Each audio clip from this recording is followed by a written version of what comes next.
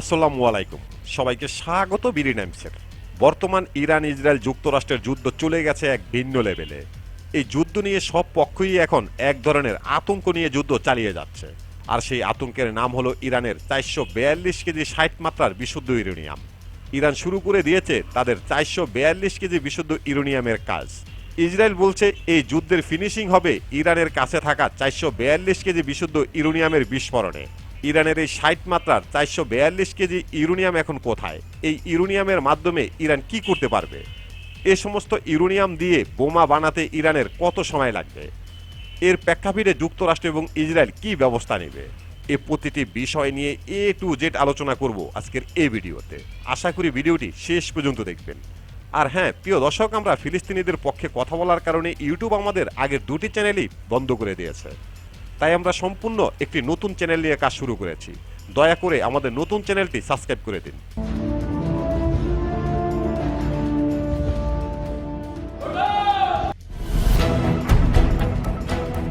প্রথমে আলোচনা করব ইরানের কাছে কি আসলেই 442 কেজি 60 মাত্রার বিশুদ্ধ ইউরেনিয়াম রয়েছে, যা দিয়ে 10 থেকে 21টি পারমাণবিক বোমা বানানো সম্ভব।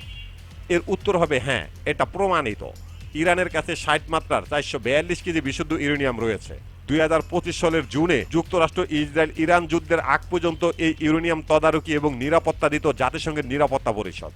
ইরানের এই 442 কেজি বিশুদ্ধ ইউরেনিয়াম মজুত করতে সময় লেগেছে 6 বছর, 2019 থেকে শুরু করে 2025 সাল পর্যন্ত। 2025 সালে যুক্তরাষ্ট্র এবং ইসরায়েল একত্রিত হয়ে ইরানের বেশ কিছু পারমাণবিক স্থাপনা এবং মজুত রাখা গোপন স্থাপনায় শক্তিশালী হামলা পরিচালনা করে, যার মাধ্যমে যেন সবকিছু ধ্বংস হয়ে যায়।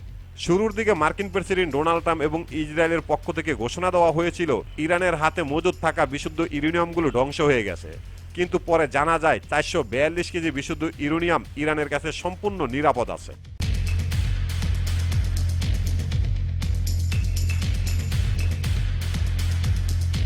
এবার জানবো কিভাবে এতটা শিওর হওয়া যায় যে 60 মাত্রার বিশুদ্ধ ইউরেনিয়ামগুলো ইরানের কাছে নিরাপদ আছে।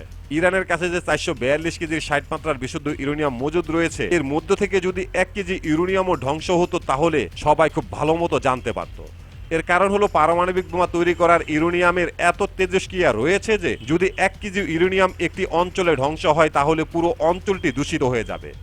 ওই অঞ্চলে আর কোনো মানুষ বসবাস করতে পারবে না, গাছপালা মারা যাবে, 2 থেকে 3 দিনের মধ্যে মানুষের শ্বাসকষ্ট শুরু হবে। 2025 সালের জুনে যুক্তরাষ্ট্র এবং ইসরায়েলের হামলায় ইরানের 1 ফোঁটা ইউরেনিয়ামও ধ্বংস হয়নি, এর কোনো প্রমাণ পাওয়া যায়নি। যুক্তরাষ্ট্র এবং ইসরায়েলের হামলা করা অঞ্চলগুলো হামলার পরও ছিল একদমই স্বাভাবিক।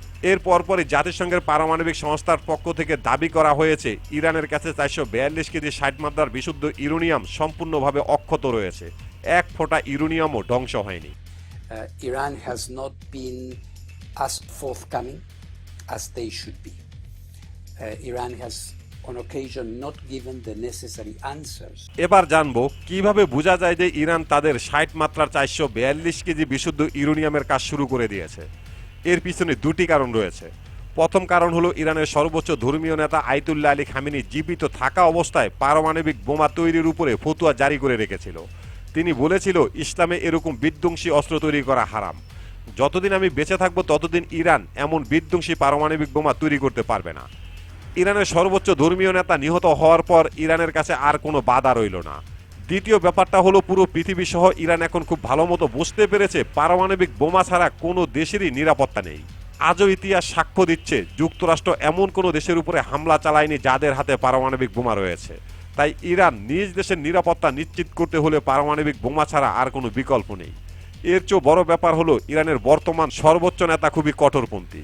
আয়াতুল্লাহ আলী খামেনি জীবিত থাকা অবস্থায় মোস্তফা খামেনি অনেক চেষ্টা করেছে ইরান যেন পারমাণবিক বোমা তৈরি করে। এরই মধ্যে যুক্তরাষ্ট্র এবং ইসরায়েলের হামলায় মোস্তফা খামেনির বাবা আয়াতুল্লাহ আলী খামেনি নিহত হয়েছে। তাহলে বর্তমানে মোস্তফা খামেনির অবস্থান কি হতে পারে তা অনেকেরই কল্পনার ঊর্ধ্বে।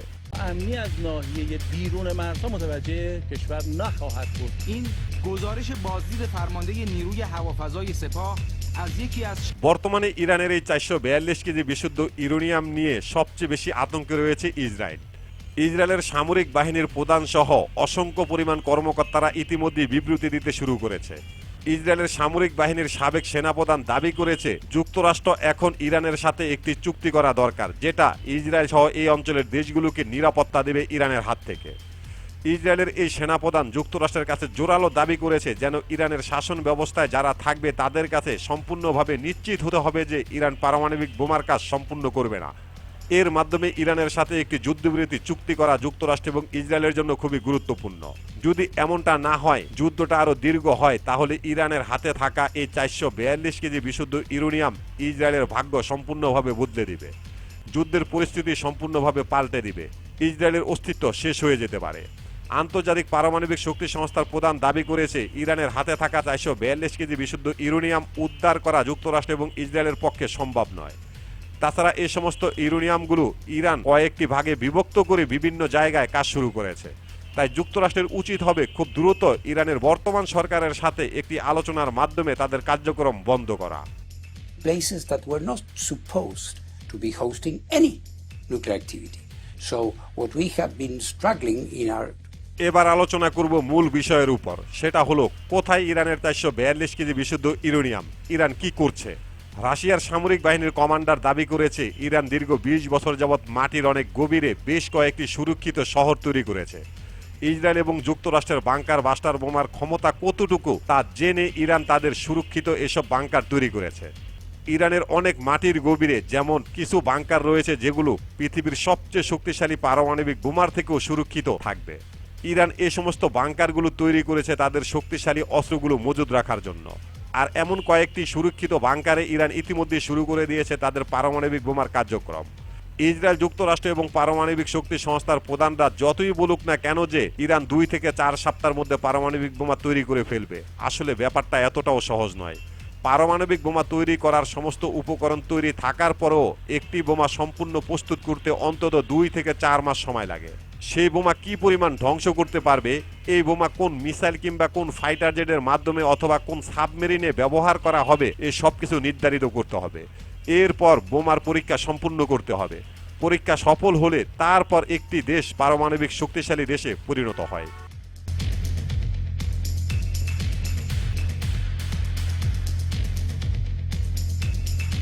এবার আলোচনা করব বর্তমানে ইরানের পারমাণবিক কার্যক্রম কতটুকু হলো। ইরান এমন একটি দেশ, তাদের সামরিক শক্তি সম্পর্কে তারা কখনো বিশ্বের কাছে খুব একটা প্রকাশ করে না। ইরানের সামরিক ভান্ডারে এরকম অসংখ্য পরিমাণ অত্যাধুনিক শক্তিশালী অস্ত্র রয়েছে যেগুলি ইরান কখনো প্রকাশ করেনি, অথচ এই যুদ্ধে ব্যবহার করতে শুরু করেছে। ইরানের সামরিক শক্তি সম্পর্কে অনেকটাই অন্ধকারের মধ্যে রয়েছে পুরো বিশ্ব।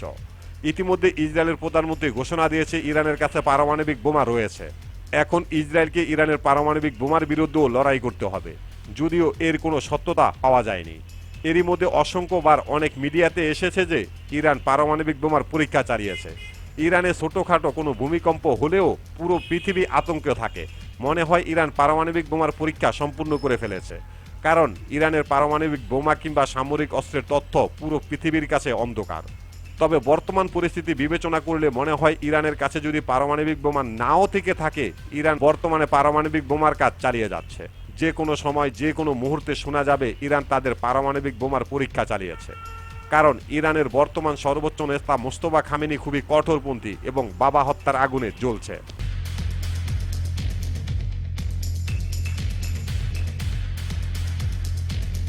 ইরান যে তাদের সামরিক শক্তি পৃথিবীর কাছ থেকে কতটা গোপনীয়তা বজায় রাখে তা এখন পৃথিবীর কাছে দৃশ্যমান। কারণ বর্তমান যুদ্ধে ইরান এমন কিছু অস্ত্র ব্যবহার করছে যা কখনো কেউ দেখেনি। এর উদাহরণস্বরূপ বলা যায় বর্তমানে ইরান তাদের সমুদ্রের তলদেশ থেকে মিসাইল ঘাঁটি উন্মোচন করেছে। দেখা যাচ্ছে সমুদ্রের তলদেশে উতাল ঢেউ ভেদ করে বেরিয়ে আসছে ইরানের শক্তিশালী মিসাইল। আর এমন প্রযুক্তি পৃথিবীতে ইরান ছাড়া একমাত্র রাশিয়ার হাতে রয়েছে। ইরানের এই সমুদ্রের নিচের এসব মিসাইলগুলো কতটা ভয়ানক, যুক্তরাষ্ট্র ইসরায়েলকে কতটা কেয়ামত দেখাতে পারবে, এই সম্পর্কে জানতে দেখতে পারেন আমাদের এই ভিডিওটি। প্রিয় দর্শক, আমাদের প্রতিটি ভিডিওর ইনফরমেশন উল্লেখযোগ্য ভেরিফাই পেজ থেকে সংগ্রহ করা। এরপরও যদি ভুল হয়ে থাকে তাহলে অবশ্যই কমেন্ট বক্সে জানিয়ে দিবেন। এখানেই শেষ করছি আমাদের আজকের প্রতিবেদন। আল্লাহ হাফেজ।